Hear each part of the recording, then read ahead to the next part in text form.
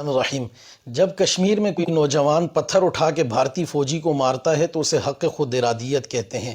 جب فلسطین میں ایک ماں کے سامنے، ایک باپ کے سامنے اس کے 10 سالہ لخت جگر پر اسرائیلی فوجی گولی چلاتا ہے یا بختر بند گاڑی سے ان کو کچلتا ہے تو اس کو ہم حریت کی تحریک کہتے ہیں، آزادی کی تحریک کہتے ہیں، اور اس کو ہم اس طرح سے جسٹیفائی کرتے ہیں کہ بھائی یہ ان کا حق ہے، وہ آزادی چاہتے ہیں، وہ اللہ کی زمین پر اللہ کا نظام چاہتے ہیں، وہ اپنی مرضی سے اپنا قانون، عوام اپنا حق مانگ رہی ہے، عوام اپنا حق مانگنا چاہتی ہے، اس کو طاقت سے کچلا جا رہا ہے۔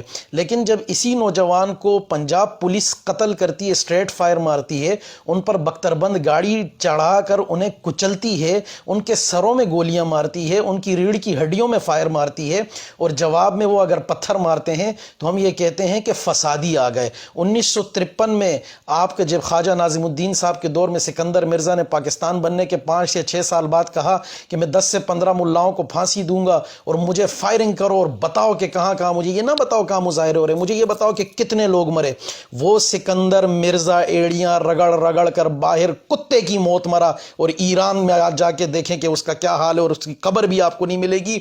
مشرف نے جب لال مسجد کو مار رہا تھا تو اس نے کہا میں سب ختم کر دوں گا، تہس نہس کر دوں گا، نہ کوئی ملا باقی رہے گا، نہ مسجد، نہ مدرسہ، نہ یہ مذہبی پنڈت باقی رہیں گے۔ اس کے یہ الفاظ تھے۔ آج مشرف غدار کو عدالت نے پھانسی ڈی چوک پہ لٹکانے کا حکم دیا ہے، اور وہ بزدل، وہ بے غیرت آج چھپا بیٹھا ہے، اور حکومت پاکستان اس کو واپس نہیں لا سکتی کیونکہ ان کے اپنے کچھ مفادات ہیں، یہ بھی اسی کے اتحادی ہیں۔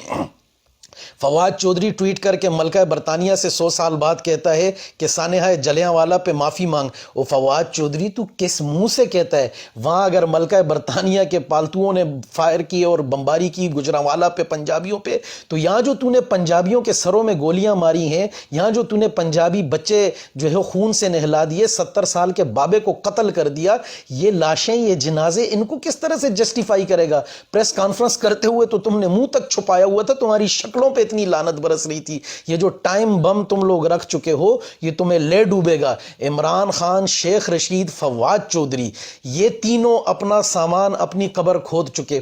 کیا کہتے ہو طاقت سے کچل دو گے؟ تم سے پہلے کئی آئے، کئی چلے گئے، یہ تو کربلا سے اٹھاؤ اب تک لگا ہوا ہے۔ یہ طاقت سے نہیں کچلے جاتے، یہ ریاستی جبر سے نہیں کچلے جاتے۔ اور جو لوگ کہہ رہے ہیں کہ پابندی ٹھیک ہے، ان کو وہ پولیس والوں کو پانی پلانا نظر نہیں آتا، ان کو وہ پولیس والوں کو جو ہے نا ویلکم کرنا پشاور کے دھرنے میں نظر نہیں آتا۔ ہاں، جو پولیس والا گولی مارے، کلاشنکوف سے یوں سیدھا فائر مارے، اس کو پھول پیش کریں۔ کیوں دوغلے پیمانے کرتے ہو؟ تمہاری امن کمیٹی، تمہاری ANP، تمہارے کراچی کی قتل و غارت گری، تمہاری لوگوں کے کانوں میں ایلفیاں ڈالنا، تمہاری پیپلز پارٹی کا عزیر بلوچ گینگسٹر ذوالفقار مرزا کلاشنکوفیں، اس کے باوجود فہمیدہ مرزا حکومت میں MQM کی بوری بند لاشیں، اس کے باوجود اس پہ پابندی نہ لگی۔ یہاں 5 گھنٹے میں سمری بھی تیار ہوئی، کابینہ کو بھی بھیجی، کابینہ نے منظور بھی کر دی، اور دوسری طرف فرانس نے رسول اللہ صلی اللہ علیہ وآلہ وسلم کے گستاخانہ کارٹونز بنائے، خاکے شائع کیے سرکاری سطح پہ۔ اس سے تم احتجاج نہیں کر سکتے۔